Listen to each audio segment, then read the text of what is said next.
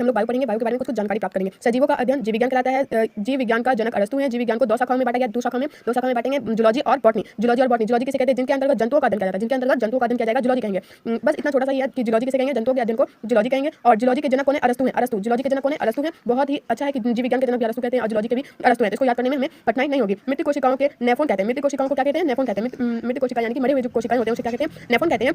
अब सेल पढ़ेंगे। कोशिकाओं का अध्ययन साइटोलॉजी कहलाता है। कोशिकाओं का सर्वप्रथम खोज 1665 ईस्वी में होता है, जो हमको पता है। 1665 ये बहुत इंपॉर्टेंट है, ये आता ही है, चाहे डीएलएड हो चाहे कुछ भी हो, उसमें आता ही है। तो 1665 ईस्वी में रॉबर्ट हुक ने किया था। किंतु इन्हें मातृ कोशिकाओं की खोज की थी। इन्होंने क्या की थी? मृत कोशिकाओं की खोज की थी। इन्होंने दोनों कोशिकाओं की खोज नहीं की थी, सिर्फ मृत कोशिकाओं की खोज हुई थी। इन्हें फादर ऑफ साइटोलॉजी कहते हैं। सर्वप्रथम जीव विज्ञान की खोज 1674 ईस्वी में की थी। एंट्रियो वन लेवेन्यूहॉक ने किया था। इनके फादर ऑफ बैक्टीरियोलॉजी कहते हैं, बैक्टीरियोलॉजी कहा जाता है। रॉबर्ट ब्राउन ने 1881 में कोशिकाओं के अंदर केंद्रक की खोज किया था। और साइलाइडेन एवं श्वान ने कोशिकाओं सिद्धांत दिया था कि कहा कि शरीर कोशिकाओं से बना है, अतः कोशिका शरीर की सबसे छोटी इकाई है। सबसे छोटी इकाई कौन है? कोशिका शरीर की सबसे छोटी इकाई है। सबसे छोटी कोशिकाएं माइक्रोप्लाज्मा की होती है। सबसे छोटी इकाई किसकी होती है? माइक्रोप्लाज्मा की होती है। सबसे छोटी इकाई माइक्रोप्लाज्मा की होती है। सबसे छोटी कोशिका शुतुरमुर्ग की अंडे होती है। सबसे छोटी कोशिका अगर पूछा जाए तो शुतुरमुर्ग का अंडा होता है, सबसे छोटा होता है।